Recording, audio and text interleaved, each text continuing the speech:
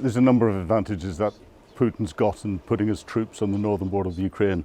The first one is he's causing Ukraine to have to focus on potentially defending a wider area and not just concentrate their troops on the east, where Russia is continuing to make small advances.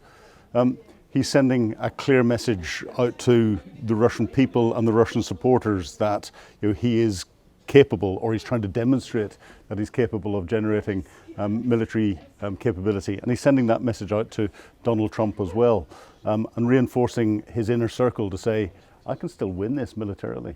A long war, as it's been thrown around as a term, you get lots of terminology that's thrown around without an exact definition. It means that Putin is not planning to try and stop the war at any time soon. He is putting more and more resources into it, and therefore he's not looking for a short-term solution. What does that mean for everything that's going on? Putin never really intended for there to be a ceasefire and peace, and we're seeing that in the statements that are coming out of his foreign minister Lavrov, who's saying that he can't see a solution where there's any part of the current government governing any part of Ukraine in the future.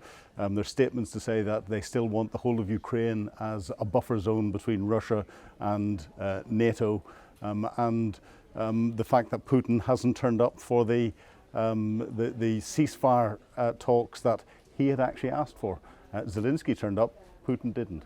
The buffer zone, as the Russians are trying to talk about it, is to try and push indirect fire artillery systems out of range of the Russian border. So, if you've got an artillery system that can fire 25 kilometers, they'll want to push the buffer zone to 25 kilometers deep. We've got missiles that can fire hundreds of kilometers, and therefore Putin is using this term to try and justify why he's going to expand his military offensive. If he can, I'm not sure that he can. A lot of this could be bluff, but he'd want to get tube artillery range first of all. He'd then want to get missile range secondly. But of course we've just had Europe turn around and confirm, the new German Chancellor confirmed that the use of Western long-range weapons, effectively the gloves are off. If Putin takes those cities and takes any territory in the north and all the rest of it, it will give him, from his perspective, an advantage in coming to some form of peace talks, and he might use that as a trigger to move into them. Of course, in doing what he's doing, he is splitting his own military capability, and Ukrainians haven't talked about or mentioned a spring or summer offensive themselves. They will be planning something. And if the gloves are off from the Western support perspective, we're seeing Ukraine build up its air capability. The Dutch have just provided the last of the 24 F-16s that they had promised into Ukraine. We're seeing Norwegian F-16s coming in.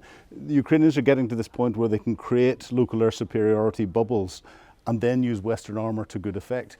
I don't think the Russians got a peace plan, apart from taking the whole of Ukraine, whether that be through military means or causing a political collapse that Russia can then try and fill the vacuum with.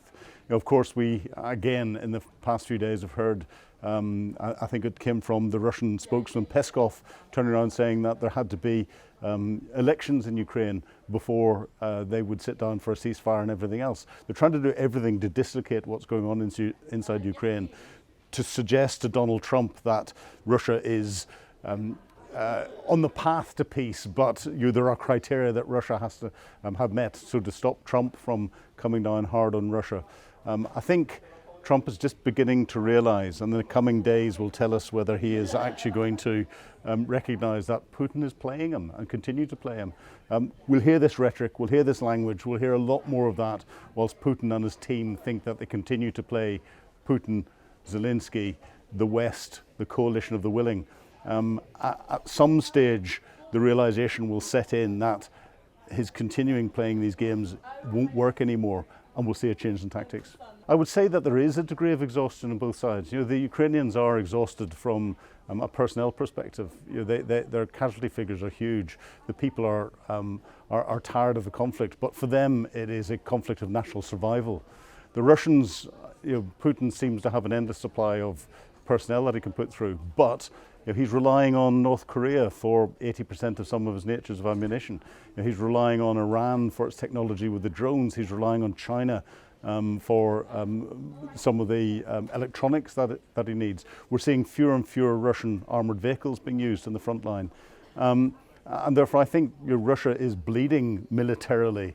Most of its storage depots where it's had its old equipment that's been taken out and refurbished and put to the front line are now empty. It's not going to be able to replace those. And therefore, if we can hit Russia further from an economic perspective, the Russian economy is not doing well at the moment. The inflation rate is going through the roof.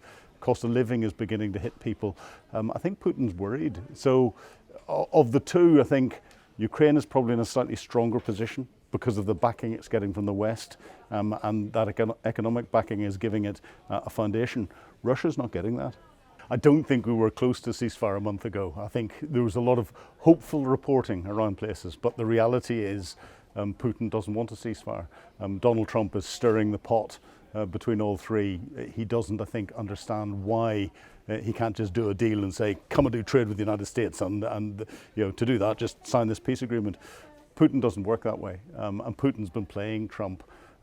What the relationship between Trump and Zelensky is, why he hates Zelensky so much, I don't know. I can't work that out. It could be as simple as Zelensky not carrying out a detailed investigation into Hunter Biden's activities in Ukraine as Trump had tried to ask. But who knows what's motivating Donald Trump in different places. People forget that military activity, war, is not an activity in isolation. It is diplomacy by other means. What it means is that when the talking has failed and people have entrenched themselves, the conditions have to be set on weakening one side or the other, or several sides, to try and get people forced around a table again. So the war in Ukraine will finish through diplomatic talks at some stage. It's just the Russians and the Ukrainians are not in that place at the moment.